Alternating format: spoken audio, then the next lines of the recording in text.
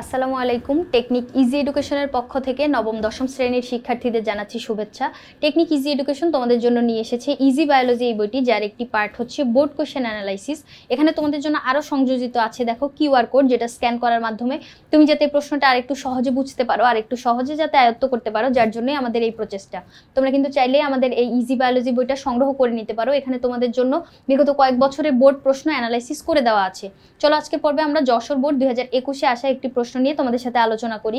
দেখো এখানে উদ্দীপকে একটা চিত্র দেওয়া আছে, কি আঁকছে দেখো তো। এটা হচ্ছে একটা ভ্রূণথলি, যেখানে চিহ্নিতকরণ করা আছে তোমার হচ্ছে ওয়াই, তার মানে গৌণ নিউক্লিয়াস বা সেকেন্ডারি নিউক্লিয়াস যেটা, আর এক্স চিহ্নিতকরণ করা হচ্ছে তোমার ডিম্বাণুটাকে। এই যে ডিম্বক রন্ধ্রের দিকে যে তিনটা কোষ, এই তিনটা কোষকে হচ্ছে তোমার গর্ভযন্ত্র বলে। গর্ভযন্ত্রের মাঝখানে যে কোষটা আকারে তুলনামূলক বড় থাকে ওইটা হচ্ছে ডিম্বাণু। এখন উদ্দীপকটা বুঝতে পারার পরে চলো ক খ গ ঘ চারটা প্রশ্ন কি বলছে, যে পরাগায়নের মাধ্যম কাকে বলে। খ নম্বরে বলছে যে পুংস্তবক কেন অত্যাবশ্যকীয় স্তবক, ব্যাখ্যা করো। গ নম্বরে বলছে হচ্ছে উদ্দীপকে এক্স এর উৎপত্তি, তার মানে ডিম্বাণুর যে উৎপত্তি অর্থাৎ স্ত্রী গ্যামেটোফাইটের উৎপত্তি বা মেগাস্পোরোজেনেসিস পদ্ধতিটা তোমার এখানে ব্যাখ্যা করা লাগবে। এরপরে দেখো সচিত্র বলছে, তার মানে এখানে চিত্র তোমার অবশ্যই আঁকতে হবে। চিত্র এমনিতেও তোমার এখানে যদি নাও বলতো তাও তুমি আঁকতা, কারণ এই প্রশ্নটা হচ্ছে চিত্র দিয়ে আঁকলেই হচ্ছে বেশি স্ট্যান্ডার্ড হয়। এরপরে দেখো ঘ নম্বরে কি বলছে, চিত্রের ওয়াই নিষেক পরবর্তী সময়ে জীবকুলকে টিকিয়ে রাখতে কিভাবে ভূমিকা রাখে। ওয়াই হচ্ছে কি জিনিস, ওয়াই হচ্ছে তোমার ওই যে গৌণ নিউক্লিয়াস। গৌণ নিউক্লিয়াসটা নিষেকের পরবর্তী সময় জীবকুলকে টিকিয়ে রাখার যে গুরুত্বপূর্ণ ভূমিকা, ওইটা হচ্ছে আমাদের এখানে বলা লাগবে। চলো এখন যদি আমরা উত্তরে যদি যাই, দেখো পরাগায়নের মাধ্যম হচ্ছে মানে এরকম একটা ওয়ে যেটার কারণে হচ্ছে তোমার পরাগরেণু গর্ভমুণ্ডে যা পতিত হবে, এটাকে তো পরাগায়ন বলে। পরাগরেণু গর্ভমুণ্ডে যখন পতিত হবে তখন এই ঘটনাটাকে পরাগায়ন বলে। এখন গর্ভমুণ্ডে পতিত হওয়ার জন্য মানে ওই পরাগরেণুটা যাবে কিভাবে গর্ভমুণ্ড পর্যন্ত, কোনো একটা মাধ্যম প্রয়োজন হবে না। ওই যে হয় পতঙ্গের মাধ্যমে গেল, নাহলে প্রজাপতি, তারপর মানুষ, তারপর বায়ু, পানি, যে কোনো মাধ্যমে যখন যাবে, মানে একটা পরাগরেণু বহন করে অন্য ওই গর্ভমুণ্ড পর্যন্ত নিয়ে যাওয়ার যে প্রসেসটা, যে মাধ্যমটা নিয়ে যায়, ওইটাই হচ্ছে পরাগায়নের মাধ্যম। এরপর দেখো পুংস্তবক কেন অত্যাবশ্যকীয়। পুংস্তবক যদি না থাকতো উদ্ভিদ কখনো বংশবৃদ্ধি করতে পারতো না। কি জন্য, মনে করো পুংস্তবকের ভিতরে তো পরাগধানী ভিতরে হচ্ছে তোমার পরাগরেণু উৎপন্ন হয়, পরাগরেণু থেকে পরবর্তীতে হচ্ছে পুংগ্যামেট পাই আমরা। এখন পুংগ্যামেট যদি না থাকতো তাহলে তো তোমার হচ্ছে ওই যে গর্ভাশয়ের ভিতরে যে ডিম্বাণু অনেক, মনে করো তুমি ডিম্বাণু সৃষ্টি করে বসেই আসো, কিন্তু যদি পুংগ্যামেট না থাকে ওইটা কি কখনো নিষিক্ত হইতে পারবে না। তার মানে উদ্ভিদের যে প্রজননের জন্য, বংশবৃদ্ধির জন্য এই যে পুংস্তবকটা এটা অত্যাবশ্যকীয়। উদ্ভিদের 5টা স্তবক আছে, যেটার ভিতরে যে স্ত্রী স্তবক আর পুংস্তবক, এই দুইটাকে অত্যাবশ্যকীয় স্তবক বলা হয় পরাগায়নের বা প্রজননের জন্য। কি জন্য, কারণ এই পুংস্তবকের ভিতরে হচ্ছে পুংরেণু উৎপন্ন না হলে বা পরাগরেণু পুংগ্যামেট তৈরি না হলে কখনো উদ্ভিদ বংশবৃদ্ধি করতে পারতো না। এটা সরাসরি পরাগায়নের সাথে সম্পর্কযুক্ত, বা মানে এটা না থাকলে পরাগায়ন কখনোই সম্ভব হইতো না। এখন গ নাম্বারে আমাদের কি বলছে, স্ত্রী গ্যামেটোফাইটের উৎপত্তি বর্ণনা করা লাগবে। স্ত্রী গ্যামেটোফাইটের উৎপত্তি যদি তোমাকে আমি বলি, এখানে হচ্ছে তোমাকে আমি আগে চিত্রটা বুঝাই। চিত্র যদি তুমি বুঝো তাহলে হচ্ছে বর্ণনাটা তুমি একা একাই লিখতে পারবা। আমি যেভাবে তোমাকে বুঝায় বলবো, যে বর্ণনাগুলো বলবো ওগুলো হচ্ছে তুমি পরীক্ষার খাতায় লিখবা, তাহলেই হয়ে যাবে। দেখো প্রথমে হচ্ছে একটা ভ্রূণপোষক কলায় একটা কোষ আকারে তুলনামূলক বড়। দেখো ভ্রূণপোষক কলায় ডিম্বক রন্ধ্রের কাছাকাছি একটি কোষ আকারে তুলনামূলক বড় হয়, তাহলে এই কোষটা, এটা হচ্ছে মাতৃকোষ। এখান থেকে হচ্ছে আমরা শুরু করব মানে প্রসেসটা। এখন এখান থেকে যে কোনো একটা কোষে যখন মিওসিস বিভাজন ঘটবে, মনে রাখবা মিওসিস বিভাজনে একটি কোষ থেকে 4টি অপত্য কোষ সৃষ্টি হয়। দেখো একটা কোষ থেকে এখানে 1 2 3 4টা অপত্য কোষ সৃষ্টি হয়েছে। এখন 4টা এই অপত্য কোষের ভিতর থেকে 3টা কোষ হচ্ছে নষ্ট হয়ে যায়। দেখো উপরে 3টা কোষ নষ্ট হয়ে গেছে, আর সর্বশেষ কোষটা হচ্ছে মানে কার্যকর হবে, এটা পরবর্তীতে বিভাজিত হয়ে ভ্রূণথলি গঠন করবে। এখন এখানে দেখো যে একটা নিউক্লিয়াস আছে না, এই একটা নিউক্লিয়াস বিভাজিত হয়ে 2টা নিউক্লিয়াসে পরিণত হবে। তাহলে আমরা কি জানি, একটা কোষ থেকে যখন 2টা অপত্য কোষ সৃষ্টি হয় তখন ওইটা হচ্ছে মাইটোসিস বিভাজন। তার মানে এখানে মাইটোসিস বিভাজন ঘটবে, একটি নিউক্লিয়াস থেকে 2টি নিউক্লিয়াস তৈরি হয়েছে। দেখো এই নিউক্লিয়াস দুটো হচ্ছে মেরুতে যায় অবস্থান করবে, উত্তর মেরুতে একটা, দক্ষিণ মেরুতে একটা। এরপরে এই একটা নিউক্লিয়াস বিভাজিত হয়ে হচ্ছে তোমার 2টা নিউক্লিয়াসে পরিণত হয়েছে। দেখো একটা থেকে 2টা হয়েছে, এই 2টা থেকে আবার 4টা থেকে 8টা, তার মানে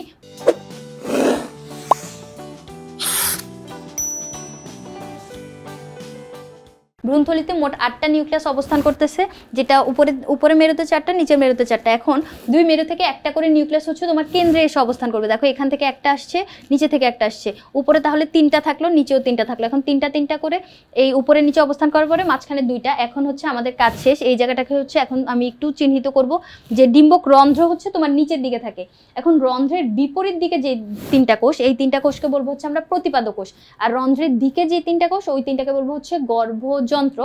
আর মাঝখানে যে 2টা নিউক্লিয়াস এসে অবস্থান করছিল, এই 2টাকে বলবো হচ্ছে গৌণ নিউক্লিয়াস বা সেকেন্ডারি নিউক্লিয়াস। এখন গর্ভযন্ত্রের মাঝখানে যে কোষটা, এটা আকারে একটু বড় হয়, এই বড় কোষটাকে আমরা ডিম্বাণু বলবো। এই ডিম্বাণুটাই হচ্ছে স্ত্রী গ্যামেট, তার মানে আমাদের স্ত্রী গ্যামেটের উৎপত্তি শেষ। আমি তোমাকে যে বর্ণনাটা বললাম, এই বর্ণনাটা এভাবে লিখবা। বর্ণনার মাঝখানে হচ্ছে চিত্রটা মাছ দেওয়া লাগবে, কারণ তোমার তো উদ্দীপকে প্রশ্নেই তো বলছে যে সচিত্র বর্ণনা দাও। এরপরে এই যে ডিম্বাণু উৎপন্নের মাধ্যমে তোমার স্ত্রী গ্যামেটোফাইটের উৎপত্তি সম্পন্ন হলো। এই পর্যন্ত আমাদের এইটার বর্ণনা শেষ। এরপরে আমাদের ঘ নাম্বারে কি চাইছিল, বলছিল যে নিষেক পরবর্তী সময়ে জীবকোষকে টিকিয়ে রাখার জন্য এই যে গৌণ নিউক্লিয়াসটার যে বর্ণনা। চলো আমরা যদি এখানে দেখি কি বলছে, দেখো তো উদ্দীপকে প্রদর্শিত ওয়াইটা হচ্ছে গৌণ নিউক্লিয়াস, এটা তো আমরা চিত্র দেখেই বুঝতে পারছিলাম। এবার গৌণ নিউক্লিয়াস নিষেকের পরবর্তীতে জীবকুলে কি ভূমিকা পালন করে দেখো। পরাগায়নের ফলে পরিণত পরাগরেণু গর্ভপত্রের গর্ভমুণ্ডে পতিত হয়। এরপরে পরাগনালিকা বৃদ্ধিপ্রাপ্ত হয়ে গর্ভদণ্ড ভেদ করে কিছু তরল শোষণ করে স্ফীত হয়। তার মানে ওই যে নিষেক প্রক্রিয়াটা সম্পন্ন হয় না, যে ওখানে যে একটা চিত্র দেওয়া আছে, গর্ভমুণ্ডে যখন পরাগরেণু পতিত হবে, ওই পরাগরেণু থেকে 2টা কোষ তৈরি হবে। একটা হচ্ছে তোমার নালিকা নিউক্লিয়াস, আর একটা হচ্ছে জেনারেটিভ কোষ। এখন নালিকা নিউক্লিয়াসটা নালী তৈরি করবে, নালী তৈরি করে ওই ডিম্বক রন্ধ্র পর্যন্ত এসে উন্মুক্ত হয়ে যাবে।